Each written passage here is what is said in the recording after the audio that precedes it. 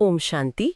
प्यारे रूहानी भाई बहनों, आज 3 फरवरी 2026 की मधुर रूहानी मुरली के गहरे मंथन में आपका बहुत बहुत स्वागत है। आज की मुरली पढ़ते हुए मुझे तो ऐसा महसूस हो रहा था जैसे बाबा हम बच्चों की हर छोटी बड़ी कमजोरी को जानते हैं और बहुत प्यार से, बहुत धीरज से हमें उस पर विजय पाने की युक्ति बता रहे हैं। सही कहा। आज की मुरली सचमुच याद और पुरुषार्थ का एक बहुत ही सुंदर संगम है। जी, तो चलिए बाबा के इन्हीं प्यार भरे महावाक्यों से उन्हीं की याद में रहकर आज का ये रूहानी मंथन शुरू करते हैं। आज बाबा ने सार में हम मीठे बच्चों को जो शिक्षा दी है वो है, मीठे बच्चे, तुम्हें याद में रहने का पुरुषार्थ जरूर करना है, क्योंकि याद के बल से ही तुम विक्रमाजीत बनेंगे। वाह, इन 2 पंक्तियों में ही जैसे बाबा ने पूरे ज्ञान का सार रख दिया है। जी। सबसे पहले तो बाबा का संबोधन देखिए, मीठे बच्चे। बाबा हमें हमारी ओरिजिनल स्टेज की, हमारे स्वधर्म की याद दिला रहे हैं कि हम आत्माएं कितनी मीठी हैं, कितनी शांत और पवित्र हैं। ये शब्द सुनते ही जैसे आधी थकावट दूर हो जाती है। बिल्कुल। और फिर बाबा पुरुषार्थ पर आते हैं। बाबा ये नहीं कहते कि याद में रहो, नहीं, बाबा कहते हैं याद में रहने का पुरुषार्थ जरूर करना है। इस जरूर शब्द पर बहुत जोर है। जी, इसमें एक बहुत गहरा राज छिपा है। इसका मतलब है कि याद स्वतः और सहज नहीं होगी, उसके लिए अटेंशन देना पड़ेगा, मेहनत करनी पड़ेगी। माया बार बार याद भुलाएगी, देभान में लाएगी, लेकिन हमें हिम्मत रखकर लगन से ये पुरुषार्थ करते रहना है। और पुरुषार्थ का फल क्या है? विक्रमाजीत बनना। बाबा ने लक्ष्य भी स्पष्ट कर दिया। ये याद की यात्रा कोई भावुकता या केवल मन को शांति देने के लिए नहीं है। नहीं, इसका एक बहुत बड़ा और प्रैक्टिकल लक्ष्य है। जी, जन्म जन्मांतर के विकर्मों के बोझ को समाप्त करना। और बाबा ने यह भी स्पष्ट किया कि ये होगा कैसे। याद के बल से। कोई और विधि नहीं है, कोई कर्मकांड, कोई दान पुण्य, कोई शास्त्र पढ़ना, कुछ भी नहीं। कुछ भी विकर्मों को भस्म नहीं कर सकता। केवल और केवल एक बाप की याद का बल है जो इस बोझ को जलाकर राख कर सकती है। कितना सुंदर आपने स्पष्ट किया। ये बल शब्द ही हमें कितनी शक्ति देता है। याद कमजोर नहीं है, याद में शक्ति है, बल है। जी बिल्कुल, बस हमें उस शक्ति को जगाना है, उसे इस्तेमाल करना है। और इसी पुरुषार्थ की गहराई को और स्पष्ट करने के लिए बाबा ने आज एक बहुत ही मार्मिक प्रश्न हम बच्चों से पूछा है। जी। जो हम सबकी अवस्था का जैसे आईना है। जी, बाबा ने प्रश्न पूछा है, कौन सा ख्याल आया तो पुरुषार्थ में गिर पड़ेंगे? खुदाई खिदमतगार बच्चे कौन सी सेवा करते रहेंगे? ये प्रश्न तो जैसे बाबा सीधा हमसे पूछ रहे हैं। हम सबके मन में कभी ना कभी ये माया का सूक्ष्म संकल्प आता जरूर है। आता है। जी। बाबा उसका उत्तर देते हुए कहते हैं कि कई बच्चे सोचते हैं अभी तो समय पड़ा है, बाद में पुरुषार्थ कर लेंगे। बस यही एक ख्याल, हाँ, यही पुरुषार्थ की पटरी से हमें उतार देती है। ये कल कर लेंगे, अंत में गैलप कर लेंगे, अभी तो संगम युग बहुत लंबा है। ये सोचना ही माया का सबसे मीठा और सबसे खतरनाक धोखा है। जी, बाबा हमें आज इस धोखे से सावधान कर रहे हैं। बिल्कुल, बाबा हमें जगा रहे हैं। बाबा कहते हैं बच्चे, मौत का कोई भरोसा नहीं है। शरीर का कोई नियम नहीं है कि वो कब तक साथ देगा। हम कल कल करते रहें और अचानक शरीर छूट जाए तो हमारी क्या गति होगी? सोचकर भी डर लगता है। क्या हम उस अधूरे पुरुषार्थ के साथ बाप के सामने जा पाएंगे? इसलिए ये सोचना कि अंत में तीव्र पुरुषार्थ करके पास हो जाएंगे, ये असंभव है। जी। अंत की तैयारी तो अभी से, इसी पल से करनी है। हर संकल्प, हर सेकंड को सफल करना है। वाह। और बाबा ने प्रश्न के दूसरे भाग में इसका समाधान भी दे दिया है। जी हाँ। एक तरफ है गिराने वाला ख्याल और दूसरी तरफ है चढ़ाने वाली सेवा। खुदाई खिदमतगार बच्चों के बारे में बाबा ने क्या कहा? बाबा कहते हैं कि जो सच्चे रूहानी खुदाई खिदमतगार बच्चे हैं, उनका ध्यान इन व्यर्थ की बातों पर, टालम टोल पर जा ही नहीं सकता। क्यों? क्योंकि वे तो बेहद की सेवा में बिजी हैं। वे रूहों को सैल्वेज करने की सेवा में लगे रहते हैं। सैल्वेज करना यानी जो आत्माएं माया के तूफान में फंसी हुई हैं, दुख और अशांति के सागर में डूब रही हैं, उन्हें ज्ञान और योग का हाथ देकर बचाना। वाह, उन्हें किनारे पर लाना। जी बिल्कुल। कितना सुंदर भाव है। एक सच्चा सेवाधारी कभी ये सोच ही नहीं सकता कि अभी समय पड़ा है। जी। भटकी हुई आत्माओं को बाप का परिचय दूं, कैसे इन्हें पावन बनने का रास्ता दिखाऊं। एकदम सही। उसका हर पल इसी सेवा में सफल होता जाता है। तो बाबा ने हमें एक चुनाव दे दिया। जी। एक तरफ माया का दलदल है जो नीचे खींचता है और दूसरी तरफ बाप की सेवा का विमान है जो ऊपर उड़ाता है। वाह, पुरुषार्थी आत्मा की निशानी ही है निस्वार्थ सेवा। जो सेवा में मगन है वो माया के हर वार से सहज ही सुरक्षित रहता है। चलिए बाबा के इन अनमोल ज्ञान रत्नों की खान में और गहराई में उतरते हैं जी और एक एक रत्न को धारण करने का पुरुषार्थ करते हैं। आज बाबा ने शुरू में ही ज्ञान का एक बहुत फंडामेंटल प्रिंसिपल स्पष्ट किया हाँ कि निराकार शिव बाबा को भी इस साकार सृष्टि पर कर्म करने के लिए एक साकार माध्यम की आवश्यकता है। जी हाँ वे प्रजापिता ब्रह्मा के तन का आधार लेकर ही हम रूहानी बच्चों को अपनी श्रीमत देते हैं, हमें पढ़ाते हैं। जी हाँ, ये समझना बहुत जरूरी है। कई लोग कहते हैं कि भगवान तो सर्वव्यापी है, उसे शरीर की क्या जरूरत। जी, ये प्रश्न बहुत उठता है। लेकिन बाबा हमें लॉजिक समझाते हैं कि कर्म करने के लिए कर्मेंद्रियां चाहिए और निराकार आत्मा के पास अपनी कर्मेंद्रियां नहीं है। अच्छा, इसलिए उन्हें इस साधारण वृद्ध तन का आधार लेना पड़ता है, जिसे वो भाग्यशाली रथ कहते हैं। वाह। इसी रथ द्वारा वे हमें वो ज्ञान सुनाते हैं जो कोई शास्त्र या गुरु नहीं सुना सकता। और वो ज्ञान क्या है? बाबा आकर हमें हमारा लक्ष्य याद दिलाते हैं। जी, योग बल से सतो प्रधान बनना है और फिर सतो प्रधान विश्व का मालिक बनना है। कितना स्पष्ट और ऊंचा लक्ष्य है। बिल्कुल, कोई छोटी मोटी प्राप्ति नहीं, विश्व की बादशाही। और उसका साधन भी बता दिया। योग बल ज्ञान से हमें समझ मिलती है, लेकिन सतो प्रधान बनने की शक्ति, जी, विकर्मों को भस्म करने की शक्ति, वो केवल योग से ही मिलती है। और बाबा हमें ये भी याद दिलाते हैं कि ये कोई नई बात नहीं है। नहीं, ये तो बना बनाया ड्रामा है जो हर 5000 साल बाद हूबहू रिपीट होता है। जी हर कल्प के अंत में जब दुनिया तमो प्रधान हो जाती है, तब मैं आता हूँ और तुम बच्चों को यही राजयोग सिखाकर पावन बनाता हूँ। ये स्मृति हमें कितनी निश्चिंत कर देती है कि हम सही रास्ते पर हैं और ये रास्ता स्वयं भगवान ने हमें दिखाया है। बिल्कुल। बाबा ने आज सृष्टि चक्र का रहस्य भी इतने सहज शब्दों में खोल दिया। जी सतयुग, त्रेता, द्वापर, कलयुग और अब ये संगम युग। बाबा कहते हैं, बच्चे, तुम भारतवासी ही सतयुग में देवी देवता थे। जी, हमारा ही राज्य था। तुम्हारा राज्य था।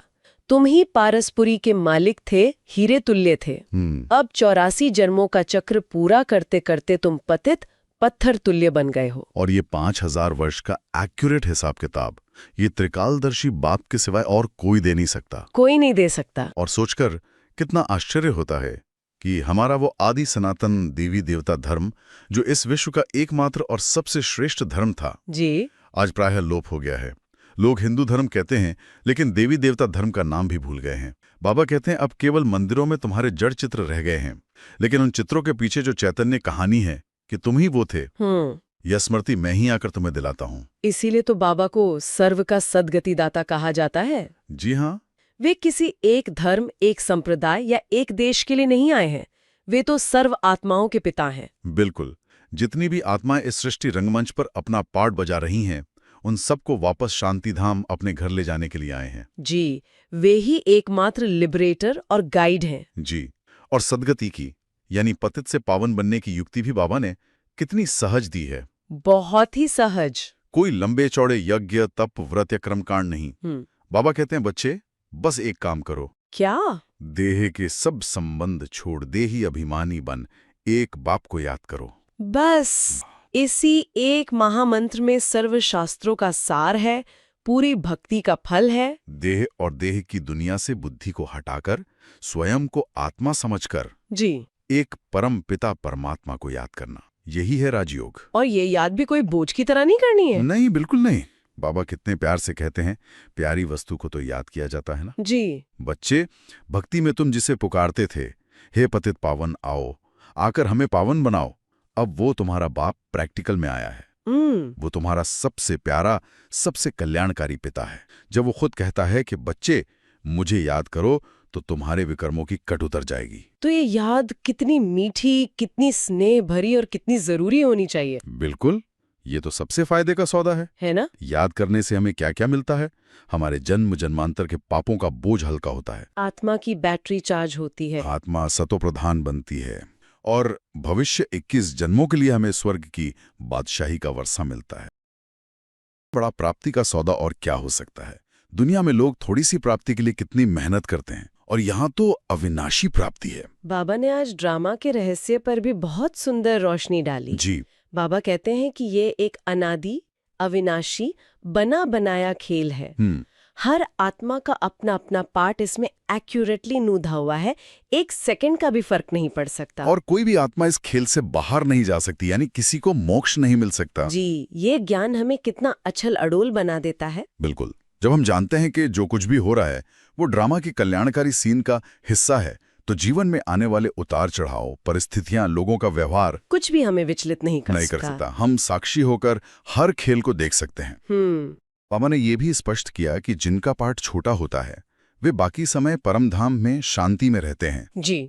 अज्ञानी आत्माएं इसी को भूल से मोक्ष समझ लेती हैं। जी। जबकि मोक्ष तो किसी का भी नहीं होता। हर आत्मा को अपना पार्ट बजाने नीचे आना ही पड़ता है। जी। और बाबा ने एक और गहरी बात कही। क्या? कि ये ड्रामा का ज्ञान बुद्धि में तभी बैठता है जब पवित्रता हो। इसीलिए बाबा 7 दिन की भट्टी पर इतना जोर देते हैं। जब तक हम पवित्रता का व्रत नहीं लेते तब तक बुद्धि रूपी बर्तन इतना स्वच्छ नहीं होता कि उसमें यह गहरा अविनाशी ज्ञान ठहर सके। यानी देह अभिमान और विकारों का कचरा इस ज्ञान को धारण होने नहीं देता। सही कहा। पवित्रता ही ज्ञान की जननी है। जैसे ही हम पवित्र बनने का दृढ़ संकल्प करते हैं, हमारी बुद्धि का ताला खुलने लगता है और बाबा का एक एक महावाक्य हमें सत्य लगने लगता है। जी। और हमारे जीवन में परिवर्तन आने लगता है। बिल्कुल। आज बाबा ने सेवा का एक बहुत सुंदर रूपक दिया, दैवी झाड़ का सैपलिंग लगाना। जी हाँ। बाबा कहते हैं दुनिया वाले तो जंगल के झाड़ों का यानी साधारण पेड़ों का सैपलिंग लगाते हैं, लेकिन तुम रूहानी बच्चे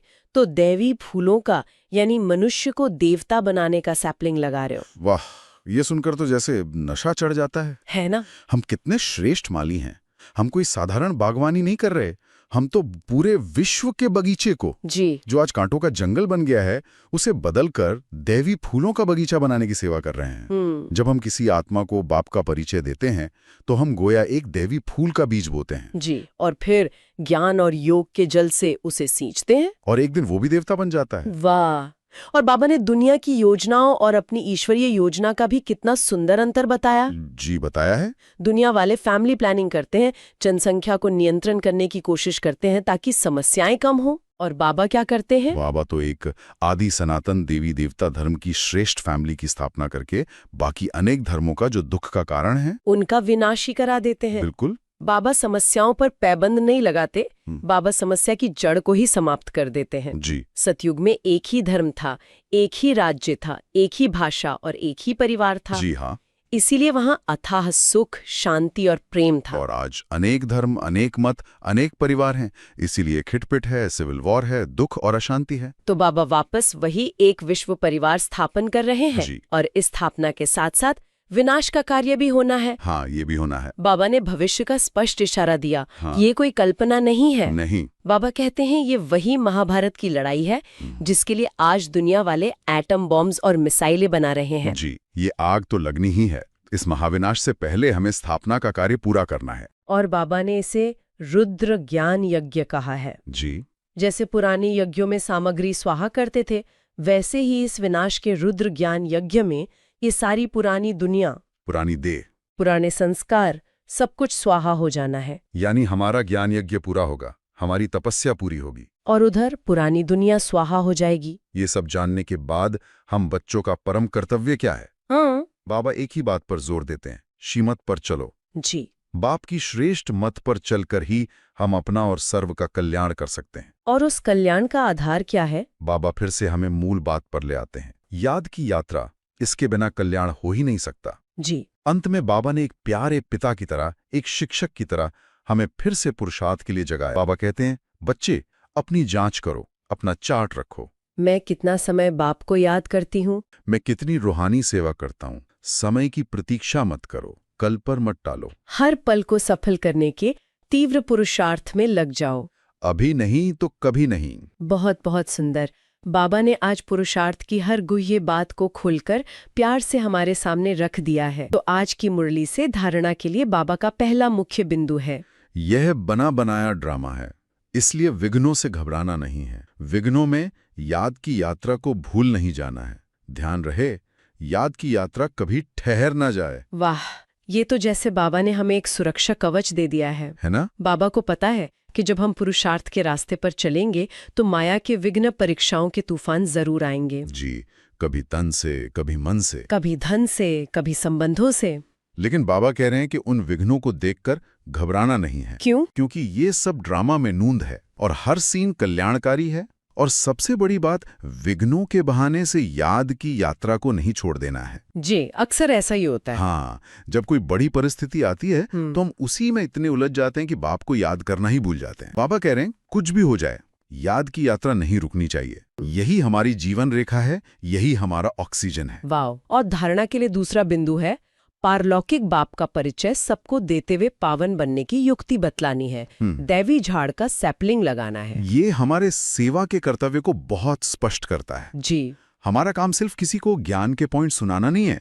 हमारा मुख्य कर्तव्य है हर आत्मा को उसके पारलौकिक पिता का परिचय देना, ताकि उसका बाप से दिल का कनेक्शन जुड़ सके। बिल्कुल, उसे ये एहसास हो कि मेरा भी कोई है जो मेरा सबसे बड़ा मददगार है। और परिचय के साथ साथ उन्हें पतित से पावन बनने की सबसे सहज युक्ति यानी मन मना भव का मंत्र, याद की यात्रा का महत्व समझाना है। जी, यही सच्ची खुदाई खिदमतगारी है और यही देवी झाड़ का सैपलिंग लगाना है। तो ज्ञान और योग दोनों का बैलेंस सेवा में रखना बहुत जरूरी है। ज्ञान से बुद्धि का ताला खुलेगा और योग से आत्मा को शक्ति मिलेगी। जी, दोनों ही पंख जरूरी हैं उड़ने के लिए। वाह, आज बाप दादा का हम बच्चों के लिए बहुत ही गहरा और सूक्ष्म वरदान है। मैंपन का त्याग कर सेवा में सदा खोए रहने वाले त्यागमूर्त सेवाधारी भव। वाह, बाबा ने सेवा की सफलता का मूल मंत्र इस एक वरदान में दे दिया है। जी, हम सब सेवा तो बहुत करते हैं, लेकिन बाबा कहते हैं सेवा में सफलता तभी मिलती है जब मैंपन का त्याग हो। ये जो सूक्ष्म अहंकार है कि मैंने ये सेवा की, मेरा प्लान बहुत सफल हुआ, मैंने बहुत अच्छा भाषण दिया, मेरी वजह से ये सेंटर खुला। बाबा कहते हैं ये मैं का भाव ही सेवा के सारे फल को खत्म कर देता है। ये सेवा को लौकिक बना देता है, अलौकिक नहीं रहने देता। जी। बाबा हमें स्मृति दिला रहे हैं कि मैं नहीं बल्कि हर पल ये स्मृति रहे कि मैं तो निमित्त मात्र हूँ। जी, जब ये मैंपन का छोटा सा बीज भी बाबा के प्यार में, बाबा की याद में भस्म हो जाता है, तब हम सच्चे अर्थों में त्याग मूर्त और सेवाधारी बनते हैं। यानी त्याग सिर्फ स्थूल वस्तुओं का या घर बार का नहीं है, नहीं, बल्कि इस मैं और मेरे के भाव का त्याग ही सबसे बड़ा और सबसे सूक्ष्म त्याग है। बाबा ने एक बहुत सुंदर शब्द इस्तेमाल किया है, मोहताज बनना। अच्छा। सेवा में जब मैंपन मिक्स होता है तो हम अपनी सेवा के फल के मोहताज बन जाते हैं। जैसे हम मान, शान, तारीफ, वाह वाह के मोहताज हो जाते हैं। और जहां मोहताजगी है वहां रूहानी बादशाहत नहीं हो सकती। सच्चे सेवाधारी इन सब बातों से परे, न्यारे और बाप के प्यारे होते हैं। वो सेवा करते हैं और सेवा करके भूल जाते हैं। जी। क्योंकि वे जानते हैं कि बाप ने निमित्त बनाया, मैंने कुछ नहीं किया। जी।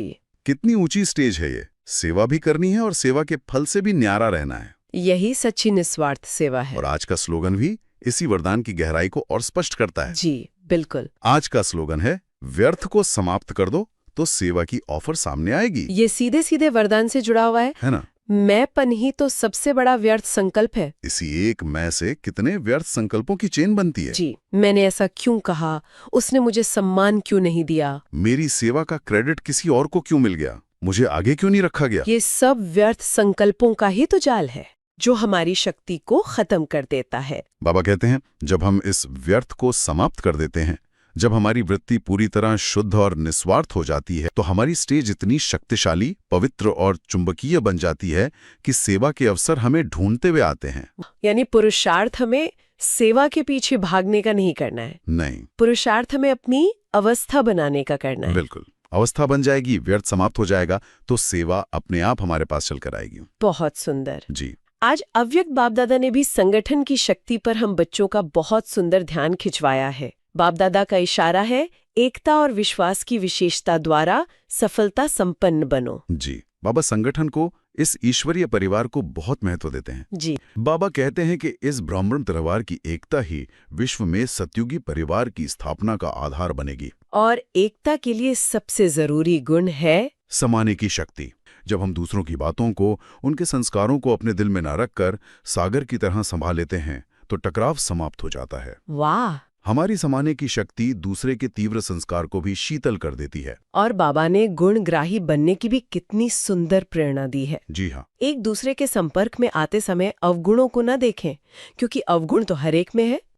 लेकिन हर आत्मा में कोई ना कोई विशेषता, कोई ना कोई गुण भी जरूर है। जी। हमें पारखी बनकर उस गुण को देखना है, उसकी सराहना करनी है, स्नेह और श्रेष्ठता की भावना से मिलना है। जब हम हर आत्मा में कोई विशेषता देखेंगे तो नफरत या ईर्ष्या की भावना आ ही नहीं सकती, नहीं आ सकती। केवल प्यार और सम्मान होगा। बाबा चाहते हैं कि हमारा ये ईश्वरीय संगठन इतना शक्तिशाली और प्रेमपूर्ण हो कि हमारी एकता की वाइब्रेशंस, हमारी शुभ भावनाएं ही अनेक आत्माओं को उनकी भावना का फल दिलाने के निमित्त बन जाएं।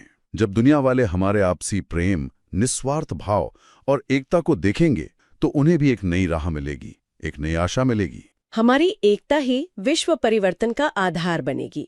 एकता की शक्ति ही सफलता की चाबी। ओम शांति। बहुत सुंदर और शक्तिशाली अभ्यास।